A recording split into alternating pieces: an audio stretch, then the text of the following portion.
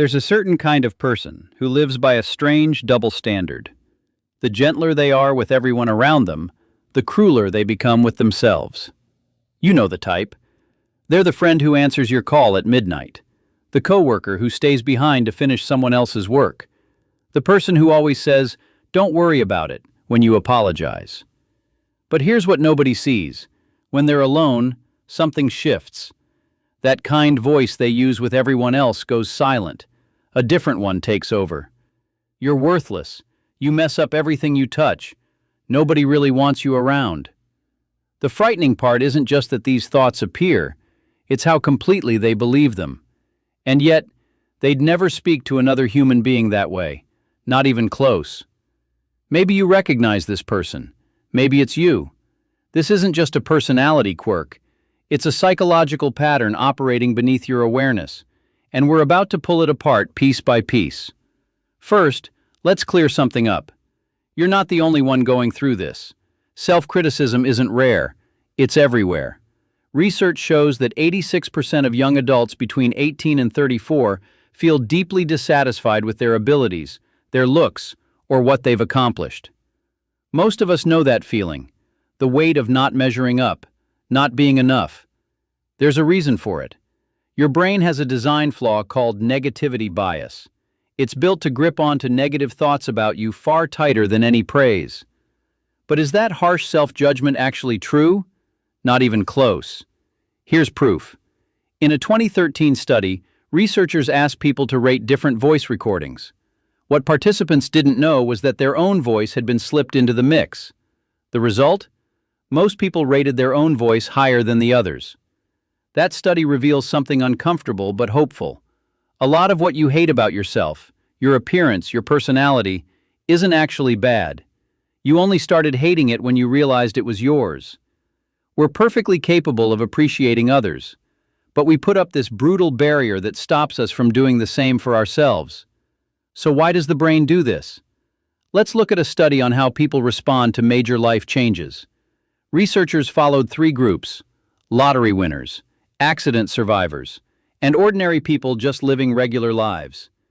You'd think the lottery winners would stay much happier than everyone else. They don't. After some time, their happiness falls right back to normal.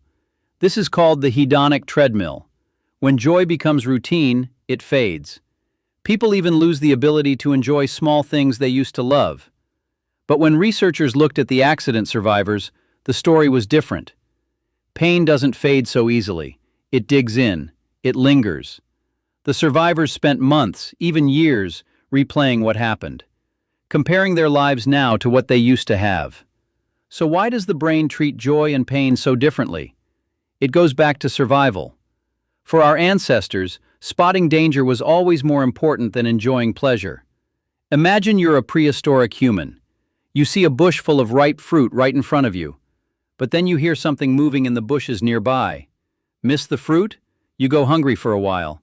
Miss the danger? You're dead. To keep you alive, your brain built a system that reacts hard and fast to anything threatening. And that system is still running today. Think about your own life. What lasts longer in your mind? A compliment from your boss, or one harsh comment someone left on your post? For most of us, a single line of criticism wipes out 10 compliments. This connects to one of our deepest fears: rejection. Back then, being cut off from your group meant death. So your brain is wired to crave belonging. To avoid being cast out, it pushes you to constantly adjust yourself to meet other people's expectations. Combine that with a brain that already zooms in on the negative, and it's no surprise we become our own worst critics. But evolution is only part of the picture. Culture plays a huge role too. In societies obsessed with achievement, we learn early on that love and recognition are things you have to earn. Psychologists call this conditional positive regard. You're not loved for simply existing. You're loved because you performed well enough. Picture this. A kid comes home with an A on their test. Instead of celebration, the first question is, why wasn't it an A? Where did you lose points? Or maybe the child only gets attention when they're quiet and obedient, but gets ignored or scolded the moment they express frustration or sadness. Here's the dangerous part. The child almost always turns that pain inward. A young brain doesn't have the tools to think, Mom and Dad are stressed about money today. That's too complex, so they land on the simplest explanation. I'm being treated this way because I'm not good enough. I have to be perfect to deserve love. That belief doesn't go away when you grow up. It roots deeper. It becomes a lens through which you interpret every mistake, every failure, every awkward moment. And over time, something even more troubling happens. You start splitting into different versions of yourself. Instead of being one whole person, you're juggling three. Your actual self, who you are right now with all your flaws, bad days, and imperfections. Your ideal self, the person you dream of becoming, smarter, more successful, more put together. And your ought self, the version you think you're required to be so people won't reject you. Always cheerful, always perfect, never saying the wrong thing. Picture this. You're exhausted at work. Your actual self just wants to go home and rest. But your ought self kicks in and makes you smile and say, "Sure, I'll take that extra project, no problem." The pain doesn't come from having flaws. It comes from being stretched between these versions of yourself, trying to reach the ideal while carrying the crushing weight of the ought. Psychologists call this self-discrepancy theory. Because the gap between who you are and who you think you should be feels so huge, your brain keeps sounding the alarm. You're failing. You're not enough. So you burn every ounce of energy performing the ought self in public. You come across as patient, kind, generous. And that's why it's so easy to be kind to others. You only see the surface of their mistakes. You don't hear the messy thoughts running through their heads. But with yourself, you have the full record. Every mistake, every embarrassing moment, everything. That complete knowledge turns you into the harshest judge you'll ever face. And when you're finally alone, the exhaustion catches up. The self-hatred surfaces. Because you couldn't just be perfect naturally. You had to fake it all day. That cruelty you turn on yourself at night, it's actually how your brain releases the pressure of holding up that flawless mask. Understanding the cause is important, but it's not enough. If you search online for help, most advice boils down to, just love yourself more. That's not wrong, but it's useless. It's like telling someone who can't swim to just feel confident and jump in. What you need are practical, concrete actions that rewire how your nervous system responds. Here are 3 methods you can start using today. Method 1. Change the pronoun in your self-talk. The biggest mistake you make after messing up is letting the criticism happen in first person. You're both the victim and the attacker. When you make a mistake, your brain instantly fires up. I'm so stupid, I always ruin everything. When you use I, your brain fuses your entire identity with that one mistake. You lose all perspective because you're drowning in the emotion. To break that pattern, use pronoun shifting. The moment you catch that critical voice, pause for 3 seconds. Switch to second or third person, like you're observing someone else. Instead of, I'm so stupid, say, you're feeling bad about that mistake, or, she's beating herself up over something small. That simple shift creates distance. It pulls you out of the emotional flood and puts you in the role of an outside observer. Then ask yourself one question. If a close friend made this exact mistake, what would I say to them? You'd never tell your friend, you're useless, you ruin everything. You'd say, that was a small mistake. Everyone messes up, just fix it and move on. Use that same standard on yourself. You don't have to force yourself to feel love. Just borrow the fairness you already give to others. Method 2.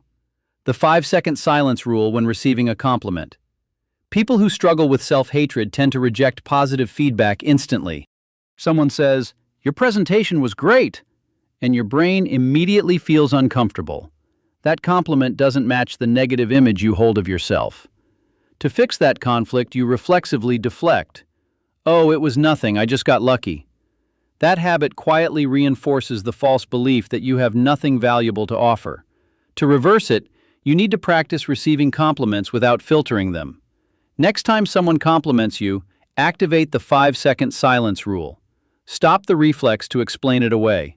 Look them in the eye, smile, and say just 2 words. Thank you. Then, and this is the hard part, sit still and stay quiet for 5 full seconds. In those 5 seconds, your body might react. You might feel embarrassed. You might feel the urge to downplay it. Let those feelings be there. Your only job is to receive the information. Letting yourself receive praise without pushing it away slowly rewires your nervous system. You're sending a new signal. You're allowed to be recognized without being perfect first. Method 3. Reframe selfish as energy maintenance. The biggest barrier to treating yourself well is fear. You're afraid that if you stop being harsh, you'll become lazy or selfish. You unconsciously believe that cruelty toward yourself is the only thing keeping you functional. That's a dangerous misunderstanding of how energy works.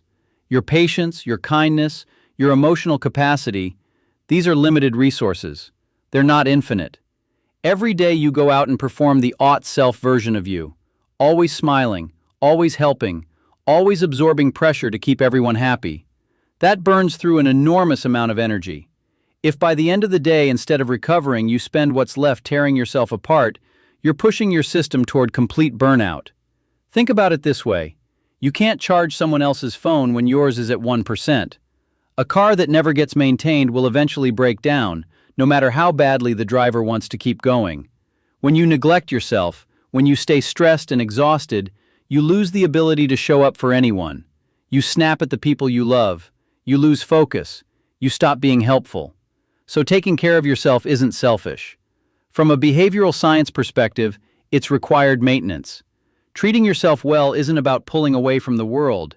It's about making sure you have enough energy to keep showing up in a way that actually lasts. You're the first person responsible for keeping your own tank full. Letting go of self-hatred won't happen overnight. The neural pathways in your brain have been carved deep over years of evolution and experience. Your brain will always want to default back to the old route. It feels safer. But here's the most important thing to take away from this. You don't need to fix your personality. You don't need to become perfect before you're allowed to feel at peace. You just need one simple shift. End the double standard.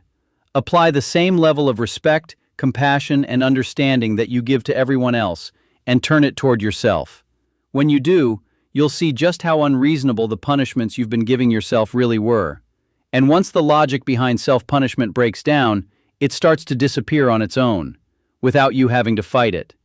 Have you ever caught yourself being too hard on yourself? What's one real, practical thing you did to stop the spiral? Share it in the comments. The thing that worked for you might be exactly what someone else needs to hear right now. Thanks for spending this time with us. Don't forget to like and subscribe so we can keep exploring how the mind works. Take care, and I'll see you next time.